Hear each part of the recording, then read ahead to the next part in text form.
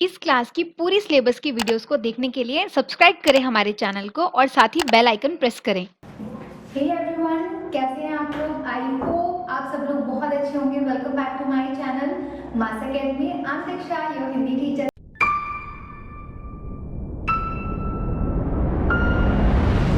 तो स्टार्ट करते हैं हमारे आज का लेसन। तो हमारा जो आज का पार्ट है वो कौन सा है? पार्ट 3 और उसका नाम क्या है? खिलौने वाला। तो इस खिलौने वाला जो ये हमारा लेसन है, इसको लिखा किसने है? इसको लिखने वाली जो इसकी लेखिका, इसकी कवित्री है, वो कौन है? सुभद्रा कुमारी चौहान। सुभद्रा कुमारी चौहान एक बहुत ही फेमस आप कह सकते हैं राइटर है, बहुत लेखिका, बहुत अच्छी है। इनकी बहुत सारी कहानियां आप फ्यूचर में जाकर के पढ़ोगे, इनके बारे में बहुत कुछ, इनकी जीवनी भी कैसे, कहाँ पे इन्होंने क्या क्या अपनी पढ़ाई की, इनके बारे में बहुत कुछ, सब कुछ सुनोगे। तो मैंने आपको आज इनका नाम क्यों बताया है, ताकि आप इस नाम को अपने दिमाग में रखें कि ये इनकी कविताएं आपको आगे भी चल के इनके बारे में भी आपको जानना होगा। जब लिखना होगा इनके बारे में तो आपको ये पता रहेगा कि इनकी आपकी एक कविता पढ़ी हुई है। जैसे कौन सी? खिलौने वाला। तो हमारी जो खिलौने वाली कविता है, इसमें क्या है? एक बचपन खिलौने वाला, मतलब एक बचपन की कहानी है जिसमें एक खिलौने वाला जो है वो फेरी वाले जैसे अभी आते हैं ना हमारे, ऐसे एक खिलौने वाला आता है और उसके पास जो जो चीजें होती है उसके बारे में बताया गया। तो स्टार्ट करते हैं। खिलौने वाला पार्ट 3। इसमें सबसे पहले लिखा गया जो हमारी पोयम है, उसमें क्या लिखा गया है? वह देखो माँ आज खिलौने वाला फिर से आया है, कई तरह के सुंदर सुंदर नए खिलौने लाया है। मतलब अपनी माँ को वो बता रही हैं कि देखो माँ, आज फिर से खिलौने वाला आया है और अपने साथ बहुत सारे सुंदर सुंदर अलग अलग तरह के खिलौने, नए नए खिलौने अपने साथ लेकर आया है। हरा हरा तोता पिंजरे में, गेंद एक पैसे वाली, छोटी सी मोटर गाड़ी है, सर सर चलने वाली। मतलब वहां पे वो बता रही कि उसके पास में क्या है? उसके पास एक हरा हरा तोता है जो कि एक पिंजरे में बंद है, और एक गेंद है, जो गेंद है वो 1 पैसे की। अभी तो 1 रुपया चल रहा है ना, पहले 1 रुपया नहीं, 1 रुपए में 100 पैसे होते हैं। 1 रुपए में कितने पैसे होते हैं? तो 1 रुपए में, एक जो हमारा आज का 1 रुपया है उसमें 100 पैसे हुआ करते थे पहले। अभी भी 100 पैसे होते हैं, लेकिन पहले क्या होता था? रुपए की जगह पैसे के सिक्के यूज किए जाते थे। तो उसमें 100 पैसे, 1 रुपए में 100 पैसा होता है, तो उसमें से 1 पैसा जो होता है उसकी उस समय वो एक गेंद आती थी। तो कहती है 1 पैसे वाली उनके पास गेंद भी है, और क्या है? छोटी सी मोटर गाड़ी उनके पास। और क्या है? एक छोटी सी मोटर गाड़ी है, जो कि कैसे चलती है उनकी मोटर गाड़ी? उनकी मोटर गाड़ी सर करके चलती है, मतलब बहुत सरसराहट की आवाज के साथ बहुत तेजी में चलती है। और क्या बता रही है वो? सीटी भी है कई तरह के सुंदर खेल, चाबी भर देने से भग करती चलने वाली रेल।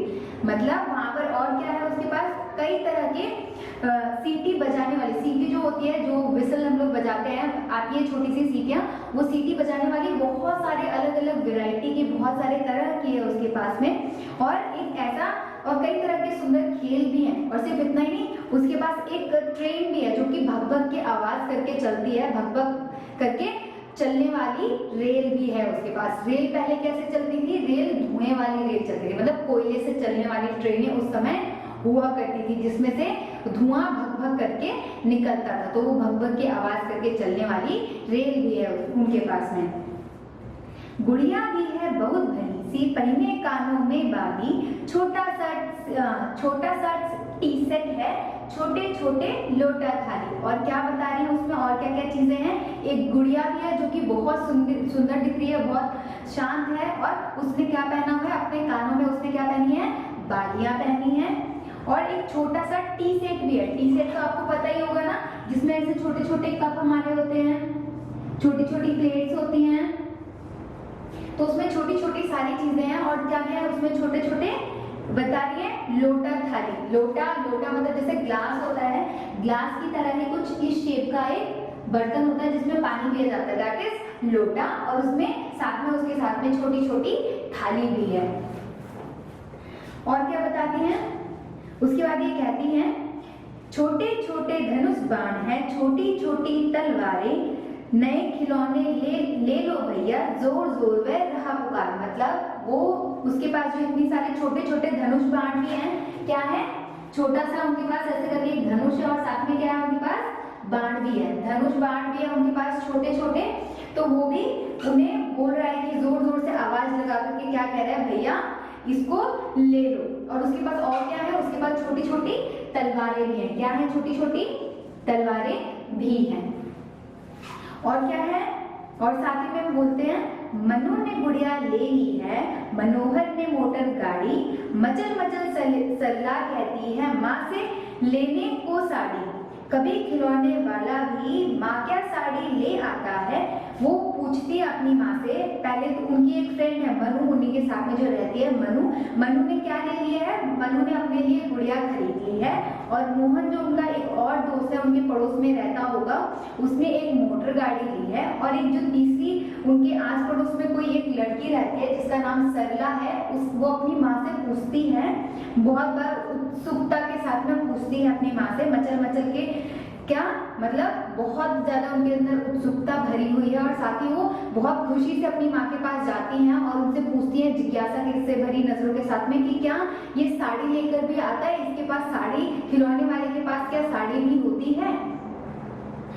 तो साड़ी तो वह कपड़े वाला कभी कभी ले जाता है, अम्मा तुमने तो ला करके मुझे दे दिए पैसे 4। अब वहां पे उसको वो बता रही हैं कि जो साड़ी होती है वो खिलौने वाला नहीं लेता है, कपड़े वाला लेकर के आता है। साड़ी कौन लेके आता है, कपड़े वाला लेकर के आता है। उसकी माँ उसको बताती है सरला को कि नहीं, खिलौने वाला जो है वो सिर्फ खिलौने लाता है, साड़ी यहाँ कौन लेके आता है, कपड़े वाला लेकर के आता है, वो भी कभी कभी।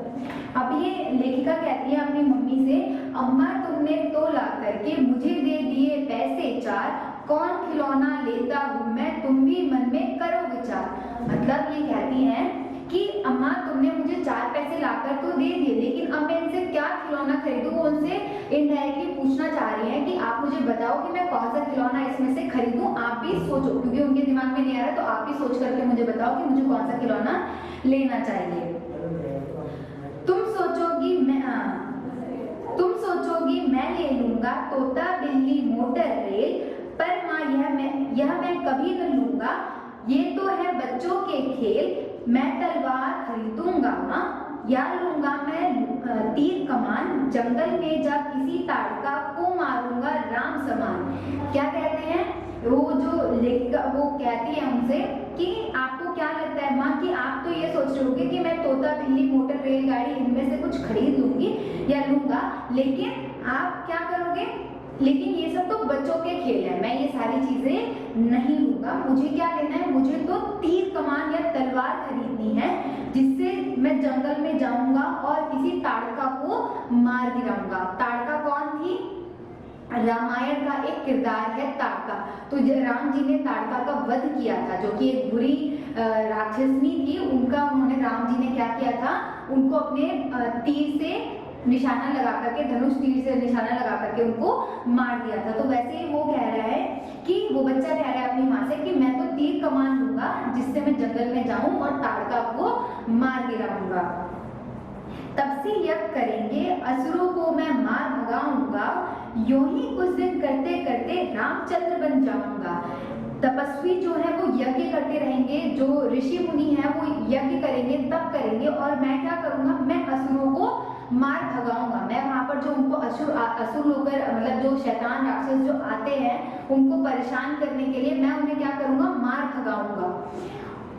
यूं ही कुछ दिन करते करते मैं भी रामचंद्र बन जाऊंगा। तो ऐसे ही धीरे धीरे करते करते मैं भी एक अच्छा इंसान, राम जी जैसा एक अच्छा इंसान बन जाऊंगा। यहाँ पर वो जो बच्चा है उसके मन में राम जी की जो एक अच्छी छवि बनी हुई है वो उसकी तरह बनना चाहता है। वो अपनी माँ को कहता है कि मैं ये सारी जो बच्चों के खेल खिलौने वाली चीजें हैं मुझे ये नहीं चाहिए, मुझे तो एक अच्छा इंसान बनना है, मुझे राम जी जैसा बनना है। तो मैं क्या करूंगा, मैं उन्हीं की तरह, जैसे वो तीर बाण कमान तलवार चलाते थे, मैं वैसे ही इन सब चीजों को लेकर के मैं उन्हीं की तरह बनूंगा आगे चल के। राम जी कई कलाओं में निपुण थे, उनको तलवार चलानी भी आती थी, उनको बाण और तीर धनुष वगैरह ये सब चलाना आता था अच्छे से, तो वो उन्हीं की तरह बनना चाहता था। यहीं रहूंगा कौशल्या, मैं तुमको यहीं बनाऊंगा, तुम कह दोगी वन जाने को, हंसते हंसते जाऊंगा। मैं तुमको कौशल्या माँ की तरह ही, जैसे राम जी अपनी माँ को इज्जत देते थे, वैसे ही मैं तुम्हें इज्जत दूंगा। मैं तुम्हारी सारी कही बातों को मानूंगा। अगर तुम मुझे आज भी वन जाने के लिए कहोगी तो जैसे रामचंद्र जी अपनी माँ का, अपने पिता का, उन्होंने जो कहा उनकी बातों को मान करके वो वन में चले गए थे, वैसे ही मैं भी तुम्हारी बातों को मान करके कहाँ चला जाऊंगा, वन में चला जाऊंगा। और तुमको मैं यहीं पर अपनी माँ, जो उन्होंने अपनी माँ को जैसे इज्जत दी थी, मैं भी तुमको वैसे ही इज्जत दूंगा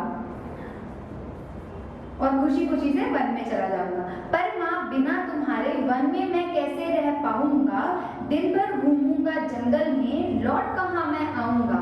लेकिन वो ये भी सोचता है कि अगर मैं जंगल में चला गया तो दिन भर में भटकने के बाद में किसके पास आऊंगा, किसकी गोदी में अपना सर रख के मैं सोऊंगा, कौन मुझे खाना खिलाएगा, मेरी सेवा, जो तुम मेरी इतनी परवाह करती हो, मेरा परवाह करने वाला वहां पर कौन होगा, मैं कहां पर लौट कर आऊंगा जब मेरा कोई घर ही नहीं होगा। तो किससे लूंगा पैसे, रूठूंगा तो मैं कौन मना लेगा, कौन प्यार से बिठा गोद में मन चाही चीजें देगा। और जब मैं रूठ जाऊंगा या फिर जब मैं, कोई मुझे पैसे देने वाला नहीं होगा, कौन मुझे, जब मैं जंगल में अगर चला जाऊंगा तो वहां पर जैसे तुम मुझसे प्यार करती हो, जैसे मैं रूठ जाता हूँ तुम मुझे मनाती हो, ऐसे वहां पर मुझे कौन मनाएगा, कौन मुझे पैसे देगा ताकि मैं चीजों, मेरी खुशियों का ख्याल रखते हुए कि मैं जाऊं, जो भी मुझे पसंद है चीजों को मैं वो खरीद कर उसके साथ में खेल सकूं। और कौन मेरी मनचाही चीजें मुझे दिलाएगा, कौन ऐसा होगा जो मेरी मनपसंद की सारी चीजें मुझे ला करके देगा, कौन प्यार प्यार से मुझे गोदी में बिठा करके मेरे सर को सहलाएगा, कौन मुझे अपना प्यार जताएगा। तो ये थी हमारी आज की कविता खिलौने वाला। ये किसने लिखी है, ये सुभद्रा कुमारी चौहान ने लिखी है। तो आई होप आपको ये कविता अच्छे से क्लियर हो गई होगी, समझ में आ गई होगी। इस कविता में बेसिकली यही था कि एक छोटा सा बच्चा, जिसके बारे में सुभद्रा कुमारी चौहान ने लिखा है कि वो अपनी माँ से एक खिलौने वाले को देख करके जो बातें कहता है, जो उस समय का एक वाकया है, उन्होंने इस कविता के थ्रू, इस कविता के माध्यम से हमारे सामने रखा है। तो आई होप ये चीजें आपको क्लियर हो गई होंगी अच्छे से, ये सीख आपको समझ में आ गई होगी कि बच्चा वहां पर क्या कर रहा है, क्या समझने की, क्या इस चीज से हमें समझ में आ रही है चीजें, क्या एक अच्छी छवि है, क्या एक बुरी छवि है। अच्छाई और बुराई की जीत का भी एक, जो यहाँ पे हमें समझ में आ रहा है कि जो ताड़का थी वो एक बुरी थी और राम जी अच्छे थे, राम जी ने ताड़का का वध किया। तो अच्छाई पे बुराई का जीत भी यहाँ पर इसमें कहीं ना कहीं इस कविता के माध्यम से हमें एक बार फिर से याद कराई गई है। तो मिलते हैं, आई होप ये क्लियर हो गया, मिलते हैं नेक्स्ट वीडियो में जिसमें हम डिस्कस करेंगे इसके क्वेश्चन आंसर्स। तब तक के लिए बाय बाय।